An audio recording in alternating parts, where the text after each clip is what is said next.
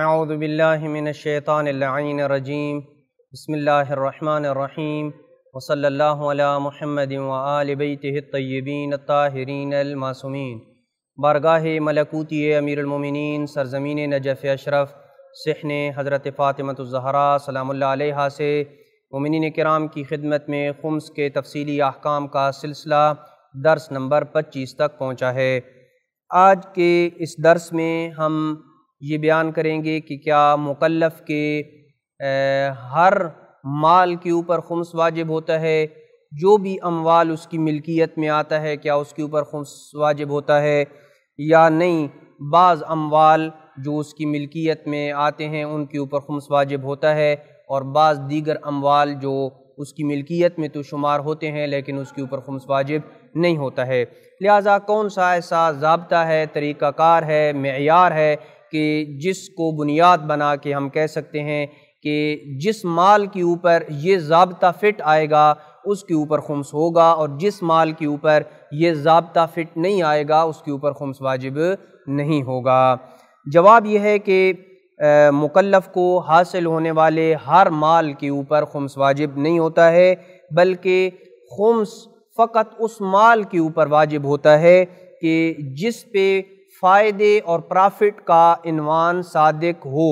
یعنی عرف عام میں یہ کہا جائے کہ یہ بندے کو پرافٹ ملا ہے، یہ بندے کو فائدہ ملا ہے، تو اس صورت میں جب عرف عام میں اس مال کے اوپر جو مکلف کی ملکیت میں آیا ہے عرف عام میں یہ کہا جائے کہ فلاں بندے کو فائدہ ہوا ہے، فلاں بندے کو پرافٹ ملا ہے، تو اس کے اوپر خمس واجب ہوگا۔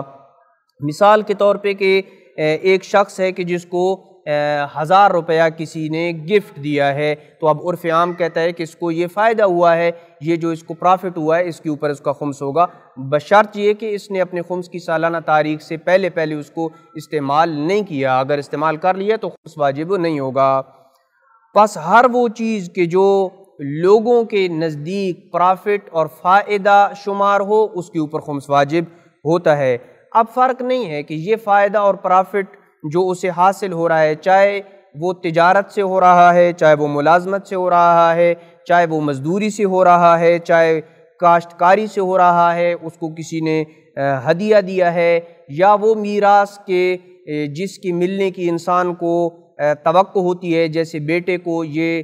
توقع ہوتی ہے کہ اس کا باپ فوت ہوا تو اس کو وہاں سے میراث ملے گی، اسے ارث محتسب کہا جاتا ہے، یعنی میراث محتسب کہا جاتا ہے، جس کی بعد میں تفصیل بیان کی جائے گی۔ تو وہ پرافٹ جس بھی طریقے سے حاصل ہو، تھوڑا ہو زیادہ ہو، اس کے اوپر خمس واجب ہوگا۔ اس کو بطور مثال ہم یوں واضح کریں کہ جو گفٹ اور ہدیہ ہے اس کو عرف عام پرافٹ کہتا ہے، اس کے اوپر فائدے کا عنوان صادق آتا ہے، لہٰذا اس کے اوپر خمس واجب ہوگا۔ اگر اس کے خمس کی سالانہ تاریخ آ جاتی ہے اور اس نے اس ہدیے اور پرافٹ کو استعمال نہیں کیا ہے تو اسے خمس دینا ہوگا، وگرنہ خمس نہیں ہوگا اگر استعمال کر لیا ہے تو۔ جبکہ اس کے برعکس جو پیسہ آپ اپنی ضرورت کے لیے قرض لیتے ہیں، تو اب عرف عام معاشرے میں یہ پیسہ جو آپ نے کسی سے قرض لیا ہے، اس قرض کو کوئی نہیں کہتا ہے کہ اس کو پرافٹ ہوا ہے۔ عرف عام میں اس کو یہ نہیں کہا جاتا ہے کہ اسے فائدہ ملا ہے۔ فائدے اور پرافٹ کا عنوان اس قرض لیے ہوئے مال پہ صادق نہیں آتا ہے، لہٰذا اس کے اوپر خمس بھی نہیں ہوگا۔ اب مثال کے طور پہ ہم چند مثالیں ایسی بیان کرتے ہیں جس سے یہ مزید واضح ہو جائے گا کہ وہ چیزیں کہ جن کے اوپر پرافٹ اور فائدے کا عنوان صادق نہیں آتا ہے لہٰذا ان کے اوپر خمس واجب نہیں ہوگا۔ دوسرے لفظوں میں آپ یوں کہہ سکتے ہیں کہ وہ کون سی چیزیں ہیں کہ جن کے اوپر خمس واجب نہیں ہوتا ہے۔ سب سے پہلے جیسے ہم نے بیان کی ہے کہ وہ مال کہ جو انسان بطور قرض لیتا ہے کسی سے، اس کے اوپر خمس واجب نہیں ہوتا ہے۔ میں نے کسی سے 10 لاکھ روپیہ قرض لیا تو اس کے اوپر خمس واجب نہیں ہوگا، اگرچہ اس کے اوپر کئی سال ہی گزر جائیں، کیونکہ اس 10 لاکھ روپے کو عرف عام یہ نہیں کہتا ہے، معاشرہ یہ نہیں کہتا ہے کہ اس کو فائدہ ملا ہے، اس کو پرافٹ ملا ہے۔ البتہ یہ اس صورت میں کہ جب اس نے اپنے قرض کی ادائیگی نہ کی ہو، لیکن اگر اس نے اپنے تمام قرض کی یا کچھ قرض کی ادائیگی اپنے گزشتہ سالوں کے پرافٹ سے کی ہو، اس کے بینک کے اندر جو پیسہ پڑا تھا جو گزشتہ سالوں کا پرافٹ کا تھا اور اس کے اوپر اس نے خمس ادا نہیں کیا تھا، تو اس صورت میں اس نے اپنے قرض کی جو ادائیگی گزشتہ سالوں کے پرافٹ سے کی تھی جس کے اوپر خمس واجب تھا اور اس نے خمس ادا نہیں کیا، تو یہ پرافٹ شمار ہوتا ہے اور اس کے اوپر اسے خمس دینا ہوگا ان تمام قسطوں کے اوپر۔ نمبر 2، دیت کے اوپر بھی خمس واجب نہیں ہوتا ہے۔ ایک شخص قتل ہو گیا اور اس کے جو مقتول کے ورثہ ہیں اسے دیت ملی ہے، تو اس دیت کے اوپر بھی خمس واجب نہیں ہوتا ہے۔ ہاں البتہ اگر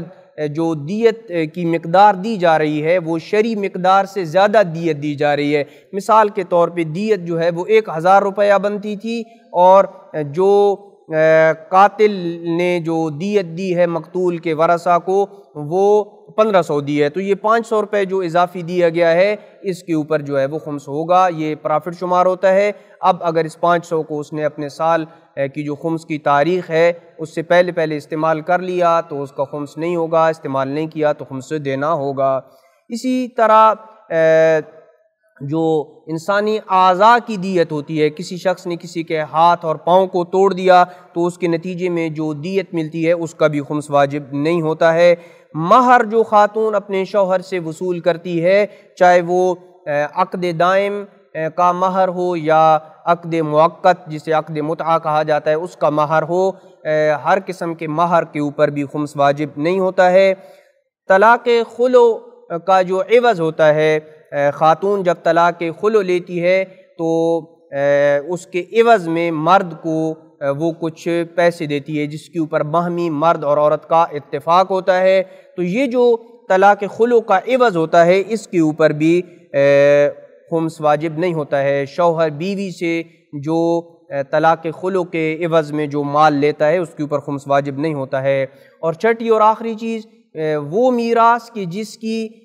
ورثہ کو ملنے کی توقع ہوتی ہے، مثال کے طور پر بیٹے کو